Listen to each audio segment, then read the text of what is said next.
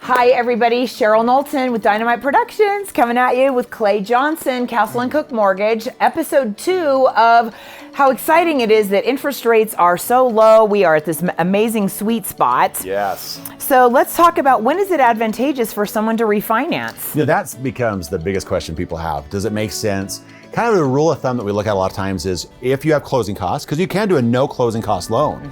Here's the thing, if you can do a no closing cost loan, it always makes sense and you're saving money. That's great because you're not going further into debt to do it. And it's kind of funny because you hear on the radio, hey, we do no closing cost loans. And then you'll hear, we have this crazy low rate.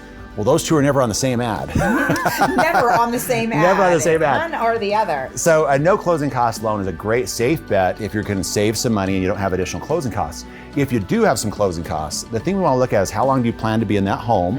If they think it's going to be for a while, we want to make sure they're going to be paying off for those closing costs at least in 3 years.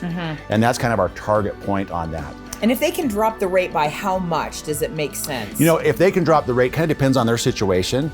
So as a rule of thumb, we say, 0.75 or 1%. However, values have been going up so much, Cheryl. Sometimes we've been dropping a little less, but getting rid of the mortgage insurance altogether. Which is a whole nother topic. Yes, so we can talk about that a little bit on the next one, but it's great. And the other thing that we've been doing a lot of is debt consolidation with some folks.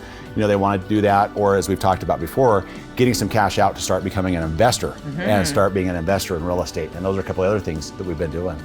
Very exciting. So there is so much more equity in most of our homes than we're accustomed to having, which is wonderful for those of us who have had our homes since before the Great Recession of 2008. I held on to mine knowing that the values were going, woo, topsy-turvy all over the place, but it's a sweet payoff now. It is. They're actually back either at or above that level. Absolutely. Yeah. Okay, so be back to episode 3 and we'll see you there. Bye-bye.